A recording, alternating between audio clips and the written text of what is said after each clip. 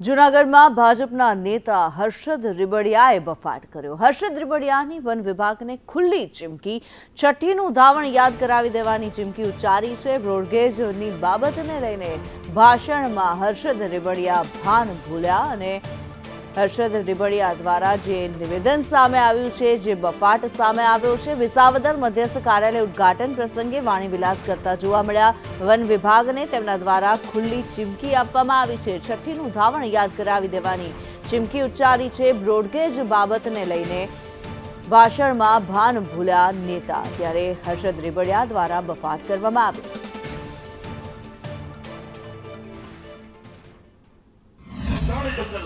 હવે આવે છે આડું જંગલ ખાતું, એમાં રાજેશભાઈ નો કોઈ વાત નથી, હું જાહેર મંચ ઉપરથી કહું છું। જંગલ ખાતું, જંગલ ખાતું આપણે બધા જાણીએ છીએ, આપણે અહીં છે, હું તો જાહેરમાં કહું જણ જંગલ ખાતું સાહેબ આ બ્રોડગેજ માટે મંજૂર થઈ ગયું, ટેન્ડર થઈ ગયું છે, પત્ર કાર્ય જવાનો। જંગલ ખાતું જો હવે આડું આવશે ને તો જંગલ ખાતાને પણ છઠ્ઠીનું ધાવણ યાદ કરવાની તાકાત પણ અમારામાં છે। ત્યારે વારંવાર નેતાઓના બફાટ સામે આવી રહ્યા છે, વાણી વિલાસ સામે આવી રહ્યા છે। હવે હર્ષદ રીબડિયા દ્વારા એક જે નિવેદન આપવામાં આવ્યું છે, વન વિભાગને ખુલ્લી ચીમકી આપવામાં આવી છે। હર્ષદ રીબડિયા દ્વારા છઠ્ઠીનું ધાવણ યાદ કરાવી દઈશ તેવી વાત હર્ષદ રીબડિયા દ્વારા કહેવામાં આવી છે। હર્ષદ રીબડિયા અત્યારે ફોન લાઈન પર અમારી સાથે જોડાયેલા છે। હર્ષદભાઈ, વારંવાર નેતાઓ દ્વારા નિવેદનો આપવામાં આવતા હોય છે અને તેને લઈને વિવાદ સર્જાતો હશે, આપ તો સારી રીતે વાકેફ છો અને હવે આપના દ્વારા જ એક નિવેદન આપવામાં આવ્યું છે।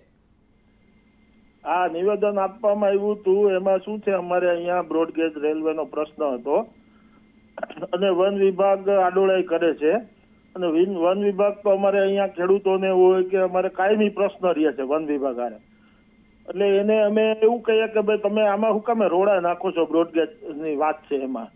એટલે વારંવાર વન વિભાગ અહીંયા આડોળાઈ કરે, કોઈ રસ્તામાં કોઈ ખેડૂતને હેરાન કરે, એટલે એને આપણે વન વિભાગને મેં કીધેલું। બિલકુલ હર્ષદભાઈ, આપે જે પ્રમાણે કહ્યું, વન વિભાગ દ્વારા કામોની અંદર રોડા નાખવામાં આવતા હશે, પરંતુ જ્યારે એક જાહેર મંચ ઉપરથી તમે વાત કરતા હો, આવા પ્રકારના જે શબ્દો તમે વાપર્યા છે, આ પ્રકારના શબ્દો એક વિભાગ માટે થઈને તમે જાણે ખુલ્લી ચીમકી આપી રહ્યા હો તેવા પ્રકારના આ શબ્દો છે। પણ વન વિભાગ અહીંયા અમારે, તમે અહીંયા અમારી સ્થિતિ જોવો ને તો ખ્યાલ આવે કે ખૂબ જ હેરાન કરે છે લોકોને, એટલે વન વિભાગને એ કાયમી માટે અમે તો એને કહીએ છીએ કે ભાઈ તમે લોકોને, ખેડૂતોને, અમારો વિસ્તાર તો વિકાસથી વંચિત રહી જાય, કાયમ માટે વન વિભાગ આવી રીતે જો ઓલું કરે તો આ બ્રોડગેજ લાઈન અમારે ખૂબ જરૂરી છે, નકર અમારો વિકાસ અટકી જાય એમ છે। એટલે વન વિભાગને અગાઉ પણ અમે ચીમકી આપેલી કે ભાઈ તમે આ હેરાન ન કરો, અમારો વિસ્તાર આખો વંચિત રહે। અહીં એક તો ઇકો સેન્સિટિવ ઝોનનો પ્રશ્ન છે, 0 થી 10 કિલોમીટર સુધીમાં અમારે કોઈ ઉદ્યોગ ન થઈ શકે, અમારે રોજીરોટીનો પ્રશ્ન છે, લોકો હિજરત કરી રહ્યા છે, એટલે વન વિભાગની આડોળાઈના હિસાબે અમારે ખૂબ લોકો હેરાન થાય છે। એટલે બિલકુલ આપ જે પ્રમાણે કહી રહ્યા છો, આપને હેરાનગતિ થઈ રહી છે, ઘણી બધી સમસ્યાઓ પણ હશે, પરંતુ અહીંયા વાત એ થઈ રહી છે, જે પ્રમાણે આપે શબ્દો ઉચ્ચાર્યા છે, અને બીજી વાત એ કે સરકાર જ આપની છે, આપ સરકારની અંદર પણ રજૂઆત કરી શકો છો, સીધા જ તેનો ઉકેલ લાવી શકો છો, તો પછી આવી ભાષાનો પ્રયોગ કેમ?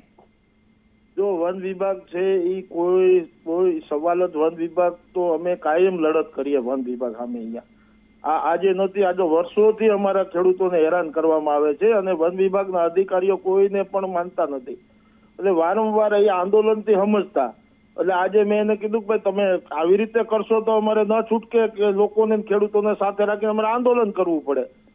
અને અમારો વિસ્તારનો પ્રશ્ન છે, આખો વિસ્તાર અમારે આવા કેટલા આંદોલન કર્યા બ્રોડગેજના, વન વિભાગ નડે છે। અમારા રાજેશભાઈ ચુડાસમા સાંસદ અહીંયા મંજૂર કરે એવા છે, એના ટેન્ડર થઈ જાય। બિલકુલ હર્ષદભાઈ, તમે સમસ્યાઓ ગણાવી રહ્યા છો, ફરિયાદો કરી રહ્યા છો, બધું જ છે। તમે કોંગ્રેસમાં હતા ત્યારે પણ તમે ફરિયાદો કરી જ છે અને હવે તો ભાજપમાં આવી ગયા છો, સત્તાધારી પક્ષ છે ભાજપ, ભાજપની અંદર જ્યારે સરકારમાં તમે રજૂઆત કરો તો તમારું કામ થવાનું જ છે, તો પછી શા માટે આવું?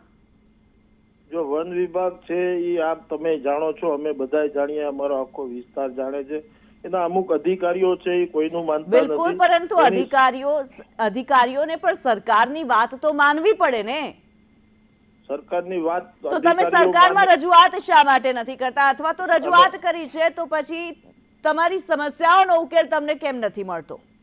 સમસ્યાનો ઉકેલ સરકારમાં હવે અમે બધા નક્કી કર્યું, અમે આ ચૂંટણી ઇલેક્શન પૂરું થાય એટલે વન વિભાગની જે અમારી રજૂઆત છે, અમને જ્યાં ત્યાં નડતરરૂપ પ્રશ્ન, જ્યાં ઇકો સેન્સિટિવ ઝોનના પ્રશ્ન છે, અમારા બ્રોડગેજ લાઇનમાં વન વિભાગ આવા વિકાસ રોકાયો છે અમારો, અમુક અમારા રસ્તા વર્ષો જૂના. બિલકુલ હર્ષદભાઈ, બધી વાત બરાબર, પરંતુ તમે જે શબ્દો વાપર્યા, શું આ શબ્દોને તમે જસ્ટિફાય કરશો? એ શબ્દો મેં વન વિભાગ માટે એટલા માટે વાપર્યા છે કે વન વિભાગ કોઈ કામ થવા નથી દેતું. અમારા વિસ્તારના દરેક લોકોને પૂછો એટલે વન વિભાગ ક્યાંક ને ક્યાંક આડોળાઈ કરતું હોય છે. જી હર્ષદભાઈ, આપ અમારી સાથે જોડાયા, આપનો ધન્યવાદ.